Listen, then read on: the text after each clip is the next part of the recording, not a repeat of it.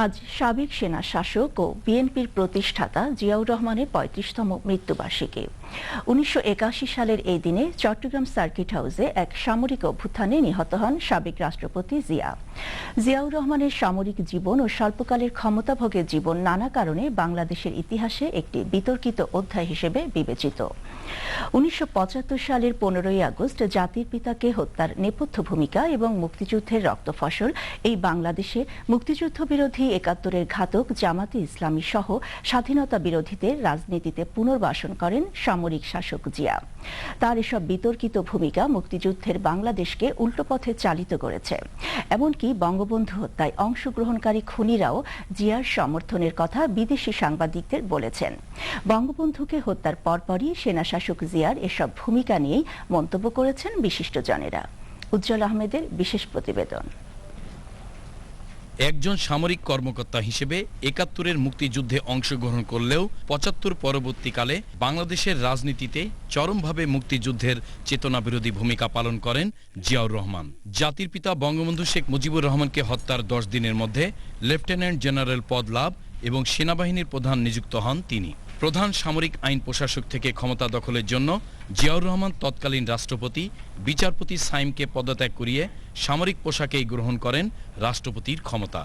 জিয়াউর রহমানের ক্ষমতা অধিগ্রহণ, ১৯৭৭ সালে প্রেসিডেন্সি গ্রহণ করা এবং 1978-এর গণভোট দেওয়া সবই রাষ্ট্রবিরোধী, সবই আইনের বিরোধী এবং সবই কনস্টিটিউশন বিরোধী, আনলফুল, ইলিগ্যাল এবং unknown to the constitution. Ziaur Rahman এই ৭৫-এর ঘটনা থেকে আরম্ভ হয়নি, সে কিন্তু ৭১-এর আগের থেকে আরম্ভ হয়েছে এবং তাকে কিন্তু পরিকল্পিতভাবে পাকিস্তানিরা এই দেশে ট্রেনিং দিয়ে তাকে পাঠানো হয়েছে। বঙ্গবন্ধুকে হত্যার পরিকল্পনা বা বিরাজনীতিকরণ বা আপনার মনে করেন ক্ষমতা দখলের চিন্তাটি কিংবা তথাকথিত বিপ্লবের চিন্তাটি আপনার চলতে থাকে সেই ৭৩ থেকে।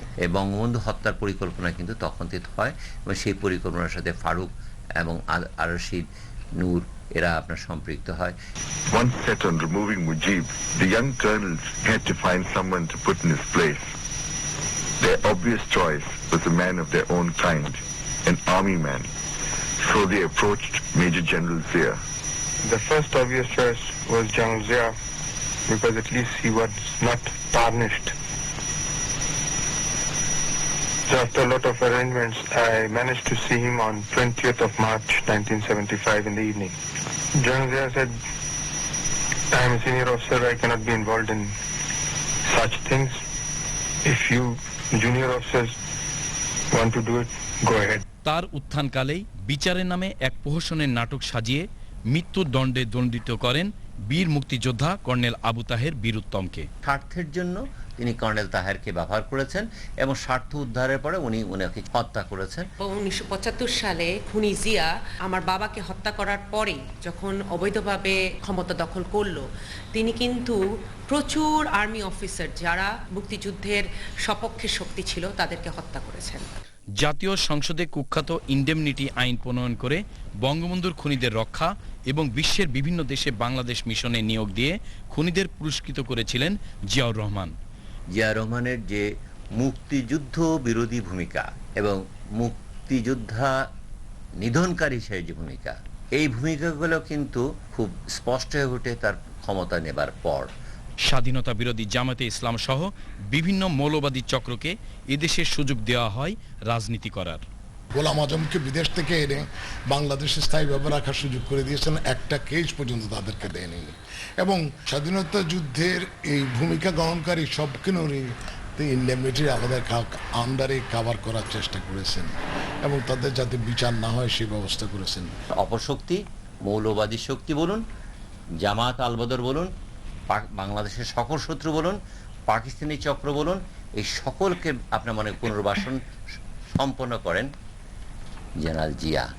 এত বিতর্ক সত্ত্বেও জেনারেল জিয়ার প্রতিষ্ঠিত বিএনপি ও এর অঙ্গ সংগঠনগুলো পালন করছে তার মৃত্যুবার্ষিকী। উজ্জ্বল আহমেদ, বাংলাদেশ টেলিভিশন, ঢাকা।